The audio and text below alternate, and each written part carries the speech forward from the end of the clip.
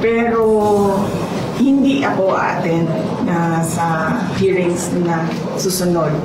Walang plano si Vice President Sara Duterte na dumalo sa pagdinig ng House Good Government and Public Accountability sa November 20, 2024. Kaugnay ito ng investigasyon sa paggastos ng confidential funds ng Vice Presidente mula 2022 hanggang 2023. Gayun din ng Department of Education nang ito pa ang kalihim ng kagawaran noong 2023. Ginawa nito ang pahayag sa sidelines ng pagdiriwang ng ika-89 na anibersaryo ng OVP.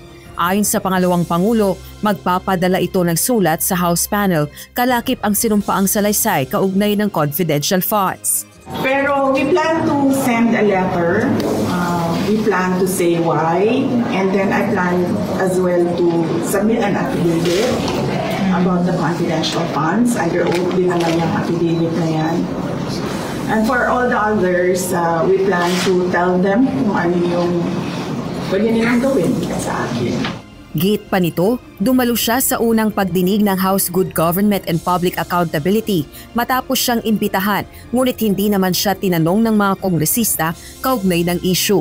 Matatanda ang tumangging mag-take ng oath o sumumpang magsasabi ng katotohanan sa pagdinig ng House panel ang pangalawang Pangulo.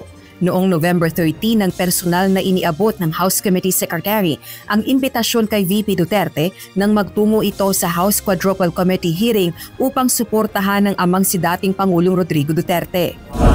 Matipid naman ang naging reaksyon ng House Committee Chairperson na si Representative Joel Chua. Anya, handa pa ring ipagkaloob ng House panel ang karampatang paggalang sa posisyon at tanggapan ng pangalawang Pangulo. Kung ano man yung kanyang isusumite, pag-aaralan namin at babasahin namin. Kaya lang po, ang kagandahan po kasi pagka kayo po yung ma-attend, pwede po kayong matanong para maklarify yung mga statement. Samantala, tinawag namang Best Dramatic Actor ng Vice President ang amang si dating Pangulong Rodrigo Duterte matapos kapwa dumalo sa pagdinig ng House Quadcom na nag-iimbestiga sa extrajudicial killings o EJ case ng anti-drug war ng nakalipas na administrasyon.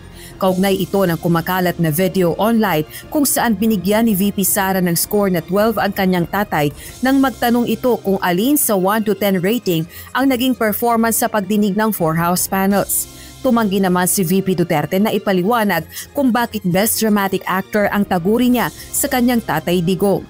Sabi niya, kumusta yung performance ko? And I said, Best Dramatic Actor. So, after rating from 1 to 10, sabi ko, you're a 12. But you mean it? He was really at 12 now. Oh, yes. Bakit Best Dramatic Actor? Kayo na lang yung umintin. Ayon kay VP Sara, pumunta siya sa Quadcom hearing bilang suporta sa kanyang ama at tiyaking nasa maayos itong kondisyon kahit ilang oras nang nakasalang sa hearing. Rosa Licoz, UNTV News and Rescue. Diyos ang aming sandigan, serbisyo publiko ang aming pinahahalagahan.